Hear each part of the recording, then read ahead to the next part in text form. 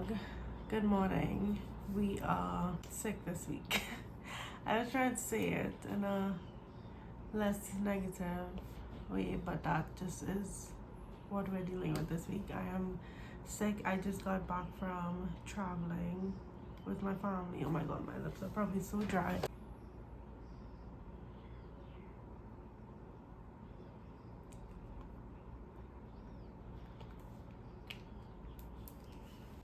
Yeah, I got sick literally yesterday. I think yesterday was the worst of it, and yesterday was the day I was traveling back home, so I've just not been doing well. And fortunately for me, I also have my period, so we are in fact going through it a little. And this is also my birthday week, so my birthday is on Thursday. It's currently Monday, so I thought that I could take you with me throughout the week. And I think what we really will be doing predominantly is reading. And yeah, I think Thursday I might do something for my birthday, and then Friday I may have like a bigger thing with some of my friends and my family, but that is not set in stone. Like, I'm really not sure what I want to do.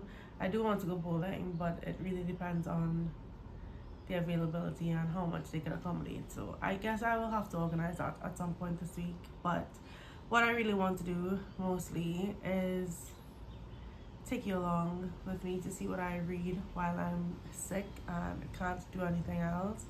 And I do also have a book haul because I went to Miami for a couple of days with my family, and obviously I bought books, and so I have a sizable haul.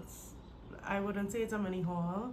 It's probably about 15 books, and there are also a couple books that I've bought since filming my last book haul that I might just throw in and include in that haul. So yeah, we have a little book haul to look forward to, some reading and reading updates, and my birthday and however I end up spending that. So I just thought it would be a perfect week to do kind of a half entertaining, half just mundane reading, sick, cozy type of vlog.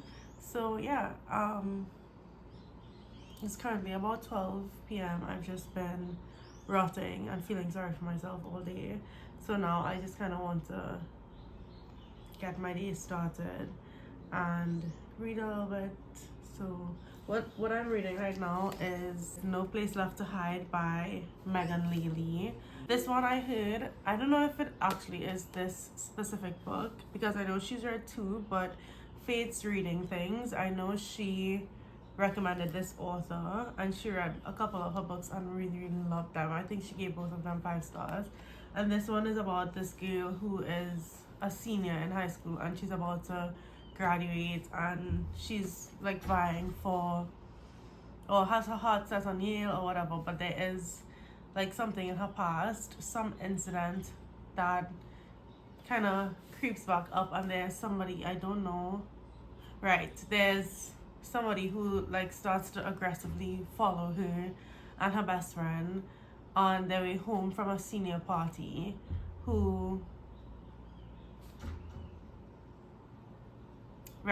thinks they know the truth about the incident and wants her to confess. And so that's kind of where I am right now. Thrillers and like mysteries can be very hit or miss for me because I really love them. I think they're so fun, so fast paced, and I love being surprised. I do, however, think I know the twist. I don't know exactly what happened in the incident, but I do think I know who is following her. And so if I'm right, I'll be so upset because that is usually my qualm with mysteries and thrillers. So I really hope I'm wrong and that I am shocked. But also, I think the premise of this book is that, and you find this out very early in the book, which is that there's this girl who was drowned a year ago, and I guess the person who's following her suspects that she had something to do with it, and we kind of throughout the story uncover the relationship that our female main character Brooke and the girl who drowned had with each other. And honestly, if it wasn't an accident, I don't give Brooke wrong for whatever she did. Because, you see, at the end of the day, is it wrong? Is it wrong if she deserved it? That's all I have to say. So, I am really enjoying our main character. And there is a little bit of romance, but I don't believe romances and mysteries ever. Because I do feel like either he's going to blindside her or there's something hidden. Like, I don't ever feel like it's actually going to become anything real. But I've been really enjoying it. I'm enjoying the characters that we're following, all of the side characters, the main character.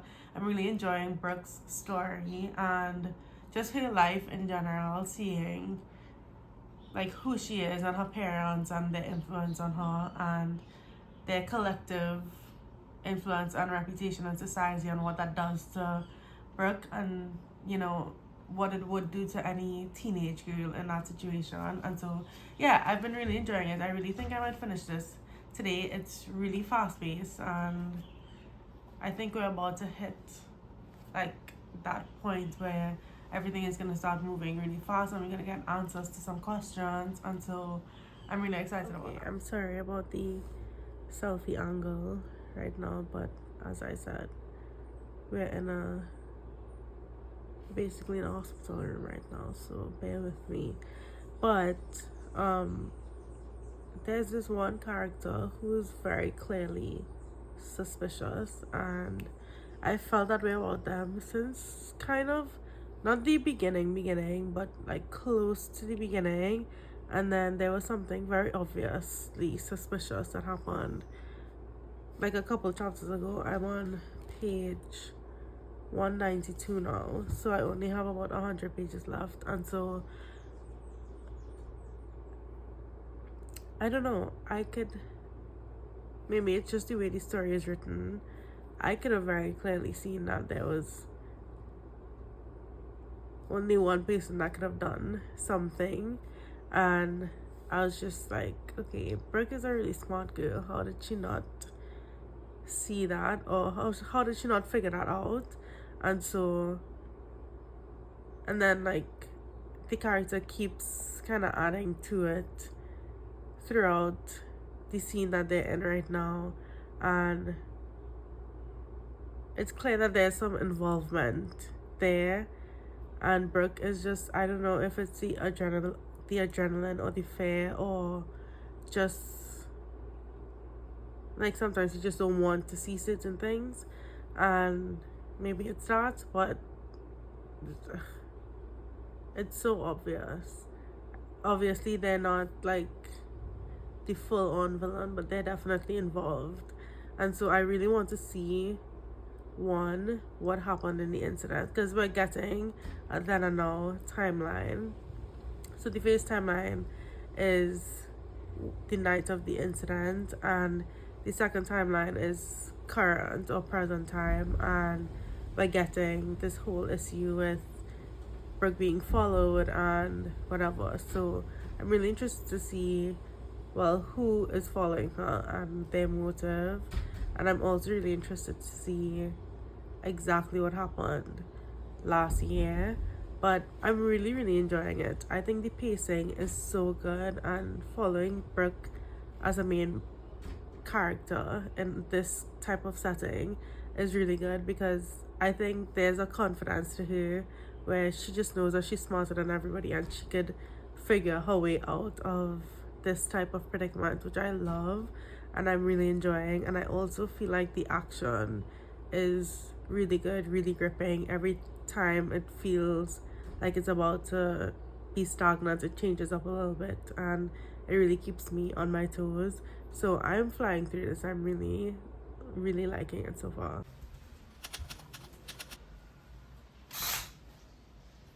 I just finished No Place Left to Hide, and I cleaned up a little bit just for you. I promise it's just for you because it's not for me right now. I'm not even a real human being. So anyway, I just finished No Place Left to Hide and I have some thoughts. I think in terms of rating, I'm definitely stumped. I don't know. It definitely wouldn't be above a 4. I think it would be between 4 and 3.75 if I had to choose, or even maybe 3.5. I still want to sit on it a little longer. I only finished it, I think, half an hour ago, but I I did enjoy this. I thought it was really well paced. I thought the writing was really good, really captivating, and in terms of like the twist and the plot, I thought that was a really strong point of the book. The plot and the writing were definitely some of the strong points. I do have like some issues with the characters, and I don't know if I said this in my earlier clip, but I said like if Brooke did it, I don't blame her, and I mean that. So I do feel as though the characters as a whole were all unlikable to me except Brooke. And it's not that Brooke was likable, I just understood her character and where she was coming from and her motivations, and how your motivations can be so easily driven by pressure and parental strain. And yeah, I sympathized with her and her story more than every single other character in this book, which I don't think is what Megan Neely was expecting or what she wanted out of the story. But I do feel like that is an undertone if you want to see it, that this is just a girl who has been driven, not crazy, she's just been, a lot of pressure has been put on her. I have no words, obviously, but I think a lot of pressure has been put on her to maintain her image and to do it by any means possible. I do feel like the ending was kind of unsatisfying in some ways, if I'm being honest, because I don't know, I liked the last chapter and how it was revealed, and like the format of it. I thought that was interesting and very unique, and I really appreciated it.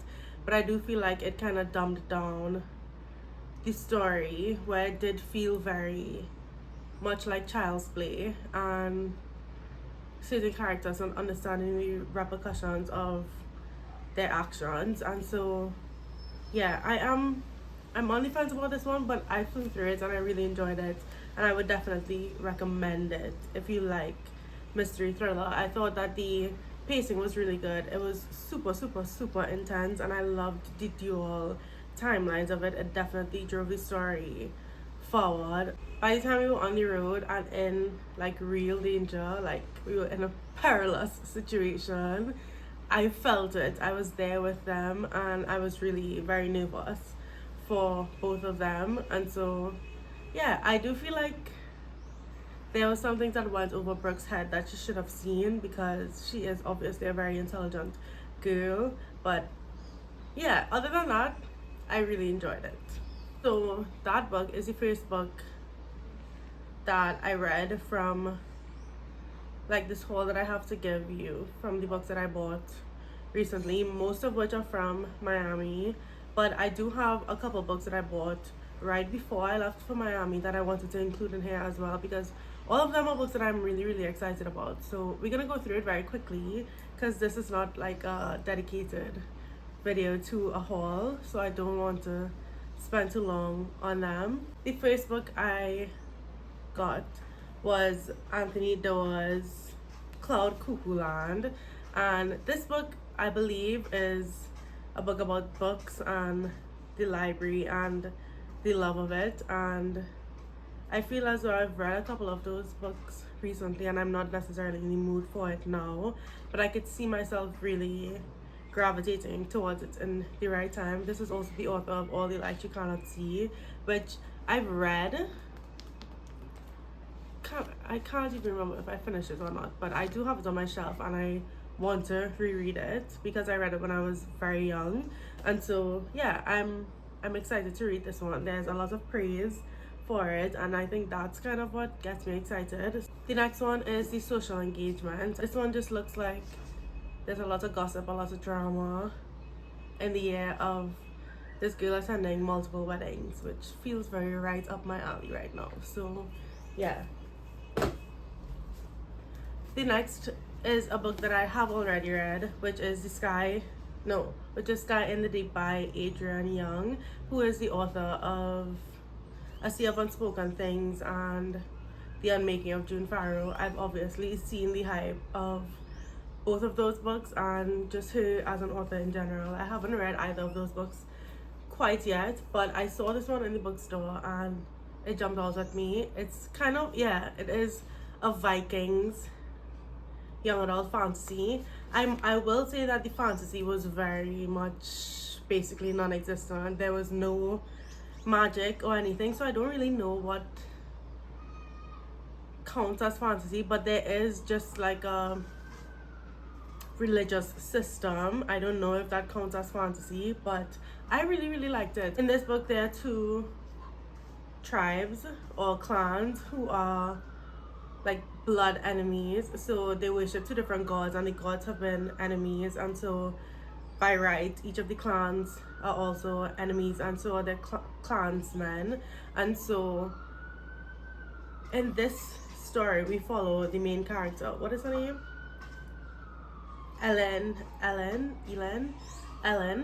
We follow her, and she is part of one tribe, and these two tribes who are battling, they have a big war every couple years, maybe every 5 years, and they are just at the tails end of one of their war seasons, and she sees her brother, who she assumed was dead, fighting for the other clan. And then we follow this story from there. There's a romance in here that I absolutely loved. I loved it so much. I loved the main love interest. I don't want to, well actually I think it's on the cover, but it doesn't matter. I thought their chemistry, they were really enemies to lovers because they are from opposing clans and trying to find a way to connect to each other. Actually no, connecting to each other was easy. Trying to find a way to put their differences aside and honor their connection was so fascinating and so lovely. I really loved it. And I do believe that is the last one that I have already read. So the next one that I bought, and I actually bought this for the flight and just ended up getting distracted by I don't know why I keep trying to say I got distracted by Sky in the Deep and never read this one, never even read a page, but I'm really excited to read this. This is Clara and the Sun by Kazuo Ishiguro, and I have no thoughts about this. All I know is it's about an AI and following her journey as she gets chosen to be a part of a family, and I hear it's really good, very touching, and yeah.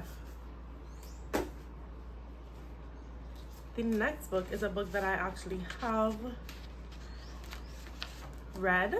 I haven't finished it and I didn't DNF it either. It was more of a soft DNF. I kind of forgot that I was reading it and never went back, but while I was reading it I really loved it, and it was Divine Rivals by Rebecca Ross, and I really want to give this one another chance. I feel as though while I was reading it I was just so obsessed with it and I really liked it, and I have no idea why I didn't finish it. Maybe I was just not in a reading mood when I was reading this, but yeah, I want to read this one sooner rather than later. I think this would be a great February read, and I'm excited to have the physical copy so I can annotate it, because I do remember the first time I was reading it I was very much obsessed with the writing and some of the quotes. So the next book that I got, I actually picked this up at the airport, Like Warrior Steel by Sarah Adams, and I've never read all of her books before because honestly none of the premises ever really jumped out to me, to be honest, and that's my only reason. But I do hear that it's so fun and so cute, and the premise of this one jumped out at me. It's two school teachers, and as an Abbott Elementary stan, I am so excited to read this one. I actually remember sometime I was like googling what are some good rom-com but teachers edition books, and I don't think I really found many, if any, and so yeah, I'm really excited to get to this one. The next one is The Berry Pickers, which I've seen a couple people talk about, but not a lot. I just know that it's a mystery that has to do with a family, and that's all I need to know. I just thought the cover is so splendid. It's so beautiful. And yeah, it has won some awards. So the next one, I also picked this up in the airport. Yellowface by R.F. Kuang. I have been avoiding this book like the plague, to be honest. And I don't have a reason why. I do think that I will really like it, but I just haven't really been pulled to read it quite yet. And so yeah, I'm glad to have it in my hands. I know that it's a literary fiction, and it has to do with some type of commentary on the publishing industry and racism. So I think it'll be really good, and I've been reading The Poppy War by R.F. Kuang, or listening to the audiobook, and I think her writing is really good, so I want to give her literary fiction a chance. Speak of the Devil, I have been listening to the audiobook of this book, and I can't tell you how far I've gotten into it in the physical book, because I haven't listened to the audiobook in maybe a week, maybe a little bit longer, but I have really been enjoying it, and I obviously want to have it on my shelf. Maybe I will read some of it physically, but just in general after I finish it, because it will feel like an accomplishment, because this book is so dense and so intense, but I've been really liking it. So that's The Poppy War. The next book is, okay, I'm starting to feel sick again. We have quite a few more books to go through, so I'm going to speed it up. The next book is The X-Talk by Rachel Lynn Sanos. Okay. By Rachel Lynn Solomon. This one, all I know about it is it has to do with exes and a podcast, and if my suspicions are correct, it's a second chance romance, and if you follow me, you know that that is my absolute favorite thing ever, so I'm excited about this one. The next one is The Night the River Wept by Lo Patrick, and I can't remember what this one is about. I've never heard about it, but I remember reading the synopsis and really liking it. I just don't have the energy to read it to you right now. I'm so sorry. But yeah, I think it's a mystery / fiction. This one I only bought because it was on sale and the cover really intrigued me. All I know is that it is superhero-esque. It's a sci-fi, I believe, young adult, and it has something to do with space. So next is Unwanted by Mia Sheridan, which is classified as a romance, but the synopsis seems more like a mystery, and it does seem to me like a To Kill a Mockingbird retelling, which is really interesting. It has to do with this recluse, and he's convicted of double murder, and this girl is trying to figure out if he's guilty or not. So this one is One Last Shot by Betty Coyote, or Coyote, or I'm not quite sure, but this one is literally just second chance romance, the one that got away type story. And Annabelle Monaghan, who is everybody's favorite author, as well as Emily Wibberley and Austin Sigmund Broker, who is some of my favorite authors, gave blurbs at the back of this book, so that intrigued me, and it kind of pushed me over the edge because I've never heard of this author before, but I am really excited about this one. Then we have 9 Lives by Peter Swanson. He wrote Eight Perfect Murders, which is one of my favorite mystery books ever, and so when I saw this, I just immediately picked it up. I don't think I even really, oh no, this one has to do with a list. So it's just a list of names that shows up in everybody's mailboxes, and then super weird and mysterious things start happening to them. Next is The Bridge Kingdom by Danielle L. Jensen. No idea what this is about. I just know it's hyped fantasy that people really love. Last but not least, F.Rio Villains by M.L. Rio. And first of all, this cover is so beautiful. I love this one way more than the other black one. But yeah, I really love this cover, and this book has been back on my radar a little bit, and I do think I'm excited to have the physical copy of it because I would love to annotate it. So yeah, that's the last of my book haul and mini couple book reviews. So I think that's about it for tonight. I'm going to choose the next book to read, and then I'll see you tomorrow. I feel like a lot of guys either know what they want or totally don't, and unfortunately I've been in like the bracket that like lingers or like leads you on it, and you're like, you're not like that. So from what I know. Hello, good morning vlog. It is my birthday today. It's my birthday! Ta-da! And I'm turning 26. Well, I guess I turned 26, which we don't need to talk about in any capacity because I've already been having an existential crisis today. That's the thing when you don't have plans on your birthday. If you don't have plans to distract you and your third daughter, existential dread is just a byproduct, which it is what it is. My mom has heavily encouraged me to get off of my bed because I have been sick. As I said, yeah, as I've said in this vlog, yesterday I did not even get out of bed. So I woke up this morning, I did have some dread time and some rough time, and then I took a walk on the treadmill, and then I got up and I got ready for the day, which is what you're seeing right now. And yeah, so far I haven't really done much, which is nice. It's nice to just have a chill, relaxed kind of day. I got flowers, let me show you, from my fiance, which is so cute. And he made them white because obviously we're getting married this year. Yeah, I love them. And then my best friend apparently came over at 3 a.m. this morning, and she set up the cutest like balloon thing in my bedroom hallway, which I'll show you obviously in a bit, but it's the cutest thing. I've been crying since I got off my bed. Like when I really had the energy to actually like take on the day.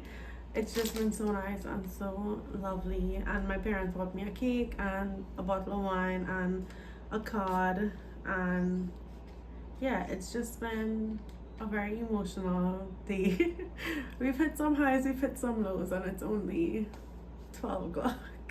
But yeah, I'm in a good mood now. I'm glad that I got up and I got ready, because if I had stayed in my bed,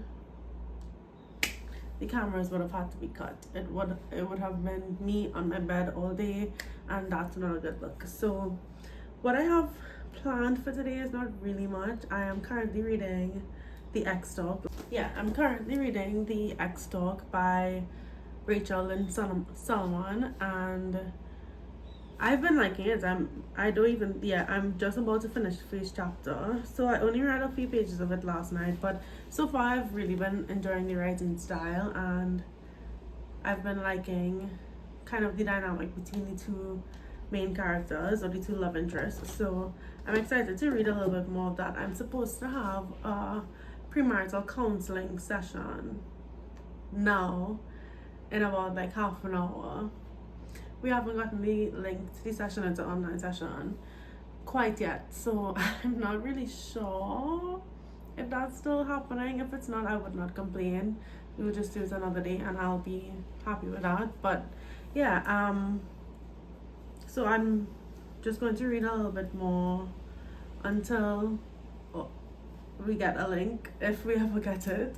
My dad is ordering some Chinese food to eat for lunch because my brother, and I are all home. My mom is at work and my fiance is at work. And what else? Yeah, that is honestly the only hard and fast kind of plans that I have for today.